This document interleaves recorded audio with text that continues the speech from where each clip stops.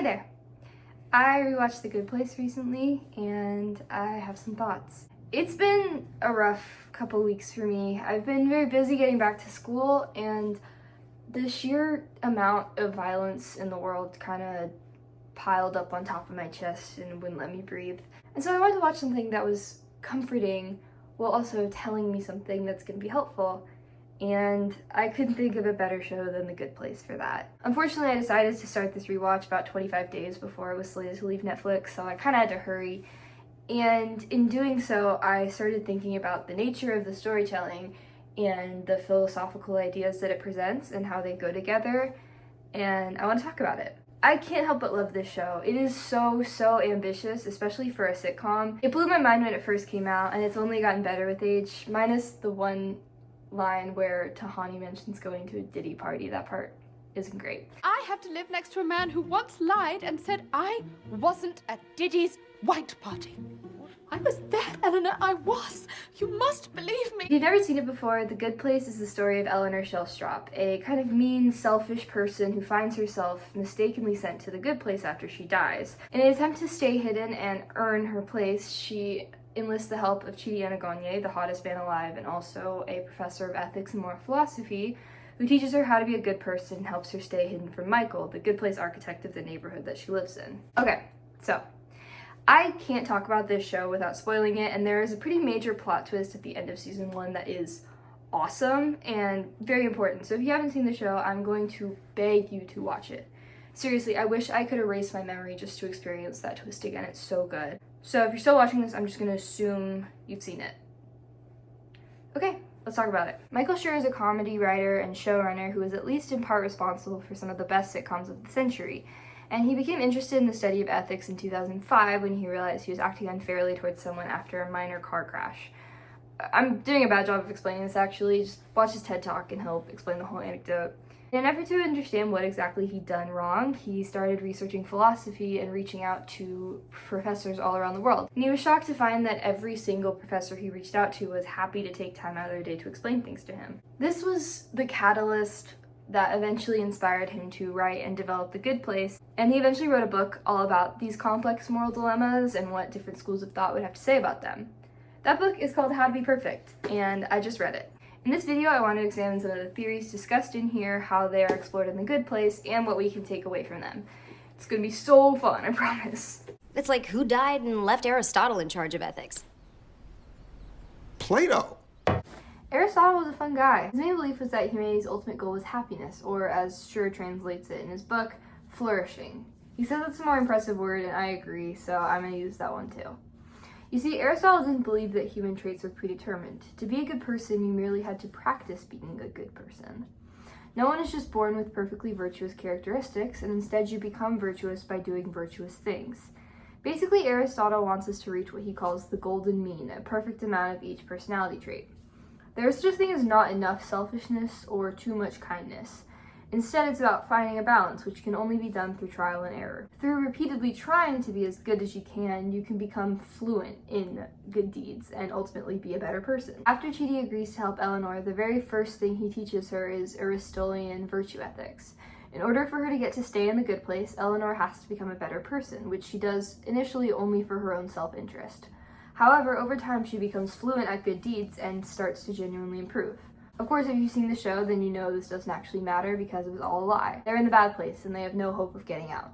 Michael, the all-powerful, all-knowing demon that's been torturing the 4 humans, cannot understand this. The fact that every single one of the 800 times that he wipes their memory, Chidi always helps Eleanor and she always gets better, it proves that morality isn't fixed. This shakes Michael's fundamental beliefs about humans so much he ends up aligning himself with them and ultimately becomes the biggest sap of the whole group. In this show, demons can be people, all-knowing information assistants can fall in love, and omnipotent judges can be wrong. Witches can be right, giants can be good. You decide what's right, you decide what's good. In season 3, when the main characters realize that no one's gotten into the good place in over 500 years because life is too complicated and even the most altruistic actions have unintended negative consequences, they eventually realize that only a complete overhaul of the afterlife can fix the discrepancy. Instead of the previous system where you were either eternally rewarded or eternally punished based on your actions in life, which are often completely beyond your control, Your time on Earth is just a placement test to see how much practice at being a virtuous person you need. Ultimately, the show believes that people need care and resources to become flourishing persons. Look, the point is, people improve when they get external love and support. How can we hold it against them when they don't? Eleanor is shown to be selfish, yes, but that selfishness is revealed to be a product of her awful role models and friends, who are also probably missing something in their life. It's a very kind message and inspires the viewer to both give themselves and others some grace while also encouraging them to put more good into the world. Another one of Aristotle's core beliefs is that in order to reach moral clarity and virtuousness, you need a teacher. Obviously, Michael Schur was inspired by his own experience reaching out to philosophy professors and them always helping him to have Chidi do the same for Eleanor. And the finale even has a line from Ted Danson's real-life wife affirming this. Well, everybody needs a teacher. So do it again. Okay, but this is all kind of fluffy. What about real suffering? What if none of this means anything in the face of absurdity?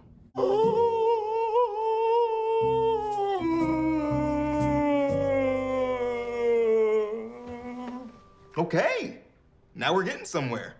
The Good Place doesn't love nihilism. It's a very hopeful show that posits that human life does have meaning, that apathy towards life on Earth is not good, which makes a lot of sense. Most existentialist philosophers, Jean-Paul Sartre, Albert Camus, etc., lived in a world very different from the ones that the characters of The Good Place live in. So much of their fundamental theories is based on not believing in an afterlife, so when one is real in the story you're trying to tell, it's kind of hard to engage with these philosophers. There are two main moments in the series where existentialism is explored. First, in season 2, episode 4, when Chidi, in an effort to get Michael to really engage with philosophy, gets him to comprehend death and sends him down a massive spiral that causes Michael to swing wildly from despair to massive unearned confidence. Birth is a curse and existence is a prison.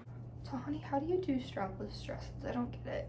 The other time is in season 3 when Chidi learns about the futility of any good actions that he takes and completely loses it in one of my favorite sequences in the whole show. Honestly, this is kind of how it feels to be in college. Professor, I can see that you're going through something, but exams are next week, so can you teach us anything? All right, nerd. Chidi starts raving about how empty and dead the universe is and concludes with how absurd life is. This is a fundamental part of existentialist thinking. The myth of Sisyphus, which has become so popular in recent years that it's almost completely lost its meaning, talks a lot about this. About how in the face of complete non-meaning, the only options in life are to either kill yourself or accept the absurdity wholeheartedly and try to make the best of this. There's also a joke in the finale that didn't make the final cut referencing The Stranger, which I enjoyed because I love Camus, but I totally get why they didn't keep it. Remind me what The Stranger was about again? The absurdity of the human condition and the meaninglessness of life. Yeah, let's keep moving. In both cases, the episode's response to these characters spiraling is the same. Yes, life is absurd. No, you can't just ignore that, but you have to try. I honestly find this to be my best experienced existential horror too. I've been having a kind of rough couple weeks in response to the sheer amount of awfulness around me. And really the only way I can get myself out of it is treating my mind like a bad dog. I just have to shake my head and say drop it until I do. Michael is told by Eleanor to confront his feelings about death head on, and this is the first step in his redemption arc, since being scared about death is one of the most human things you can do. Chidi is also snapped out of his crisis by Eleanor, as the four humans conclude that they must spend the rest of their lives trying to help the people they love get into the good place. Which, in my opinion, is another good response to absurdity, is to focus on the things you do care about. Chidi only really reaches the end of his character arc in season 4 when he's finally confident in his beliefs about the universe, but this is a big step in finding that meaning. Okay, so, what did we learn? In season 2, episode 5, when Michael is ostensibly on the human side, he decides to torture Chidi by forcing him to enact horrible variations of the trolley problem, one of the most well-known philosophical quandaries ever presented. I'm just gonna assume you know what the trolley problem is. Here's a picture of it. You can figure it out. This is another philosophical question brought up with no real conclusion. I guess technically Michael says he figures it out in the season 2 finale. See, the trolley problem forces you to choose between two versions of letting other people die, and the actual solution is very simple. Sacrifice yourself. But that's more to show his character's reformation from evil demon to sweet little angel. I don't blame the show for not having an answer to the trolley problem. No one has an answer to the trolley problem. And its existence stems from one of the more ruthless philosophical frameworks. Utilitarianism, or more broadly Contractualism, is a very results-oriented way of thinking. It's concerned with the math of morality, of getting the most optimal amount of good out of every action. However, anyone who's taken even a cursory look at the practice knows it's far less cut and dry than it seems. In both the show and in Michael Schur's book, they use a few different variations of the trolley problem. For example, instead of driving a trolley, you're a doctor who has the option to kill one man and harvest his organs to save 5 patients. It feels obvious to say that that's completely wrong, but how is it actually different from the original thought experiment? I mean, it sure feels different. I like the trolley problem. I like using it to bother people. I also feel inclined towards it because it was both created and named by women, which I think is cool. Chidi, however, is not having fun with the trolley problem. The question being specifically used to torture him is fitting because it's a question with no answer that will make you feel guilty no matter what you choose. For someone like Chidi, who is very Kantian in his beliefs, this is a nightmare situation to be thrust into. Not that it, wouldn't be for someone else. In a way, Michael's statement at the end of season 2 does speak to something very true. Realistically, the most selfless thing any of us could do is sell all our organs tomorrow, but no one really wants to do that. Still, the main 6 characters in this show end up becoming a utilitarian's dream in a way.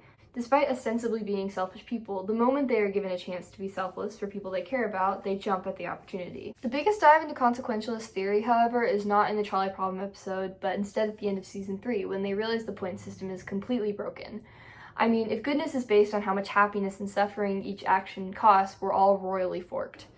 We are constantly making choices with unintended negative consequences for others, so for the universe's view of morality to be solely focused on that tainted number of good person points is guaranteeing failure for everyone. So, is there another option? Something a little more objective that tells us the answers before we do something that will hurt a bunch of people? Honestly, when the weather is this perfect, I think that Kant would say, "Who's up for some frisbee golf?" Michael Schur's way of talking about Immanuel Kant is one of the funniest things I've ever read. Even though Kant promises clear answers to moral problems, when you apply his reasoning to the trolley problem, it seems like we're in trouble. We're always in trouble with Kant. He's always standing right behind us, clucking his tongue, pointing out how badly we're blowing it. If we don't discern a universal maxim and then act out of duty to follow that maxim, we failed, and Kant will shake his perpetually disapproving head at us. When you're reading the whole book, it's even funnier. Kant is like a character in this book, and Michael Schur is terrified of him. Honestly, Kant doesn't intimidate me that much. Yeah, he's pretty intense, but look at him. I rest my case. Basically, Kantian Deontology is the practice of being very, very consistent, insanely consistent. Deontologists believe in duty and obligation and finding strict rules and following them always. It sounds really intense, but it's actually simple. Let's say, to borrow an example from How to Be Perfect, that your friend asks you how you feel about an ugly shirt she's just borrowed. Should you lie or be honest? Deontology wants to find a universal maxim you can follow to find the answer, something that will always be true and that everyone in the world followed would not lead to chaos. So if you lie in that moment, you would be saying that lying to your friends is always okay. Therefore, you must tell the truth. Seems pretty simple, right? Well, here's the thing. What if you come up with a different maxim, like you should always try to make your friends feel better? That seems like a pretty chill thing for everyone to believe, right? In that case, maybe you should lie, but then are you condoning lying to everyone at all times? Do you see how this starts to get complicated? Still, I think we can agree that following a moral code is a generally good way to organize your reactions to things. I wouldn't want to be friends with someone if I could never tell if they were being honest with me. I mean, this philosophy basically boils down to treating others how you want to be treated, which most reasonable people don't have an issue with. Chidi is a pretty strict Kantian. He wants to do the right thing and also be consistent about what that right thing is. Quote, he's so concerned with formulating precise Kantian maxims that he eventually paralyzes himself with indecision, struggling to act even in the simplest of circumstances. You can see how following this theory of morality to its most contrived conclusions could drive everyone around you nuts. Chidi's problem is that he's constantly at war with himself over if he's doing things for the right reason or not, and this leads to him driving all his friends away and getting himself killed. In fact, the main four's intentions are all kind of the reason why they ended up in the bad place. There's this handy-dandy compass explaining this made by a Tumblr user whose name is cropped out in every single screenshot I could find. I'm sorry, I want to credit you. Eleanor never cared on Earth about treating others well, mostly because she was never cared for herself. She treated basically everyone as a means to an end. When she arrives in the good place, she's only trying to do good deeds out of her own self-interest, which would be a big no-no for Kant. However, like I talked about with Aristotle, eventually she becomes fluent in good deeds and starts doing it out of habit and stops seeing people as disposable. Tahani exists in opposition to Eleanor, which is part of why they were selected to torture each other. Tahani thinks she's an amazing person because of all the philanthropic work she's done, but she was only ever doing it to get one over on her sister. A utilitarian might say she was still a good person because she contributed so much to helping others, but Kant would say that she's treating people as a means to an end just like Eleanor. We already talked about where Chidi lands on this graph, and Jason just kind of does whatever. So, Kantian Deontology thinks morality is something you can arrive at through pure reason, using your own superior mind power. But what about a system of morality that we can all agree on? How many times in all the reboots did I ask Chidi for help, he refused to help me, and then I had to get better on my own? Never. He always helped you. I was gonna do the rest of this video trying to keep up my theme of half-heartedly cosplaying as Good Place characters, but it's been thunderstorming all day and I just want to wear my PJs. Contractualism is arguably the philosophy the Good Place references the most, and it's a very new idea, first introduced by T.M. Scanlon in his 1998 book, What We Owe to Each Other. It's been here the whole time. If you took Gov in high school, you might be familiar with the social construct, which is a thought experiment about why we have political authority in the first place. A bunch of different Enlightenment-era philosophers had their own opinions on why, which we're not going to get into because it doesn't matter right now. But just know that the idea of political authority being based on mutual agreement is called Contractarianism. Oh, this is so hot. Oh my god. So how is Contractualism different from Contractarianism? It has more syllables? I don't know. I tried to figure it out. The best I can come up with is that Contractarianism is more of a political theory and Contractualism is more of a moral philosophy. So what exactly does it mean? Well, lucky for me, my school's library happened to have What We Owe to Each Other available for checkout, so I can confidently say I got about 70 pages in before giving up. I'm sorry, I need jokes to keep up with philosophy. Luckily, Michael Schur has talked and written a lot about his thoughts in the book, so I can go off of that. Actually, even he had a hard time getting through the book and mostly had it explained to him through Pamela Hieronymi, who I think is very good at explaining complicated concepts very clearly. This is how she describes Contractarianism. The task at hand was to try to figure out how to live together peacefully with people with whom we disagree fundamentally. And she sets up Contractualism as a very humble theory. Contractualism as a moral theory takes the solution to that problem from political theory into morality. So it really takes the guiding moral question not to be what's the good life for human beings or what's the best way to be a human being or how should everyone live to fulfill their purpose in life. So those are very grand questions. Contractualism as a moral theory asks a much lower down question, a much more basic question, which is just how can we live together peacefully and respectfully? I really like this, actually. So much of moral philosophy is very inward-facing, about flourishing, reaching perfect moral clarity, but Contractualism is more concerned with just getting by with other people in the world. Scanlon doesn't tell us what these rules for society would have to be, but he says they must be rules we would come up with if everyone was reasonable and committed to finding a compromise, treating everyone equally. Obviously that's a big if, but let's just accept it for now. Let's sit with everyone in the world around a big table, give everyone the power to veto any rule they want, and see what happens. Contractualism is kind of similar to Deontology in that anything you do, you must be okay with everyone doing. Where it differs from Kant's belief is that instead of figuring out if these things are okay through pure reason and duty, Scanlon is interested in us figuring things out together. This is nice. Yeah, it's nice. I like it. Obviously, the world we live in is not this simple. We didn't all get to agree on how the world is run, and I doubt things would be the way they are if we could. Still, I think any moral philosophy that starts with thinking about others is a good jumping off point. Now, if you've watched The Good Place, you're probably familiar with this book. It's the book Eleanor writes in just before getting rebooted to remind herself to find Chidi and ask him for help. On Earth, Michael inspires Eleanor to find him again by saying the title. The real question, Eleanor, is what do we owe to each other? Eleanor finally finishes reading What We Owe to Each Other after centuries in heaven and realizes she's being unfair in trying to get Chidi to stay with her. And honestly, this question of what do we owe to each other drives the whole show. Even early on, Eleanor has this little voice telling her to be better, but she can't seem to do it until she is given help for the first time in her life by Chidi. He treats her with dignity, and that spurs her to becoming a better person. This is true basically of the whole cast. Tahani is finally not pitted against her sister by her parents, and she becomes kinder. Michael is given a chance and jumps at the opportunity. And because of their bonds with each other and their loved ones, they are able to work together to design an afterlife that no one, not even Sean, can reasonably reject. Of course, in the real world, it isn't that simple. As Scanlon says in the final sentence of his book, working out the terms of moral justification is an unending task. We may never figure out every aspect of treating each other well, but we will continue to search for it. That is what we owe to each other. I argue that we choose to be good because of our bonds with other people and our innate desire to treat them with dignity. Simply put, we are not in this alone. This is why everyone hates moral philosophy professors. I'm on your side here, dude, but he is not wrong. So, obviously I did not cover all of the ground I could have. There are many, many more philosophies mentioned in this show, and I could have gone much more in depth on the ones I did talk about. There's the wave metaphor Chidi uses in the finale, which made me openly weep on this rewatch. Yeah, you can see it, measure it, its height, the way the sunlight refracts when it passes through, and it's there, and you can see it, you know what it is, it's a wave. This is inspired by a Buddhist philosopher named Thich Nhat Hanh, and I think it's very beautiful. Not bad, Buddhists. Not bad. None of this is bad. Michael Schur also proposes his own philosophical theory in his book called moral exhaustion, which he is very proud of and wants to become a popular term.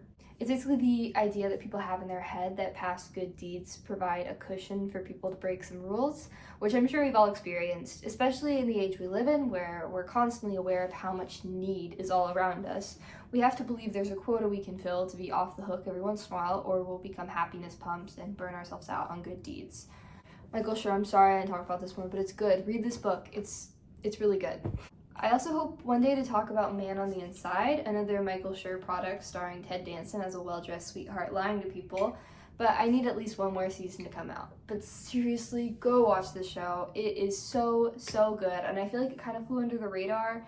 It's one of the best things I've watched in years. Me and my mom have watched it 3 times through now, just that first season, and I cry with laughter and regular cry every single time. Ultimately, I just wanted to talk about a show I love dearly before it disappears into the streaming service's wind, and I hope I maybe broadened your perspective on some of these concepts.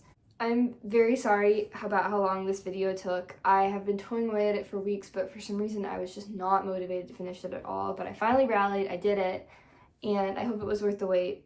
More short form song covers kind of stuff coming soon. Really? My name is Kierkegaard and my writing is impeccable. Check out my teleological suspension of the ethical. No. No, right? No, I felt like a no when I was doing it.